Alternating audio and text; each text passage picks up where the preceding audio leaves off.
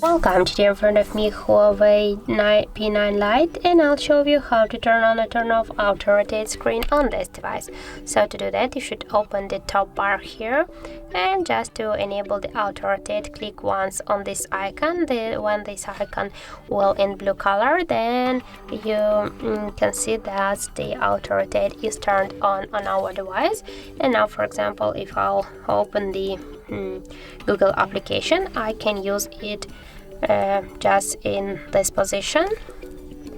And now if we'll just turn off the auto rotate here by click again on this icon, you can see that we can use the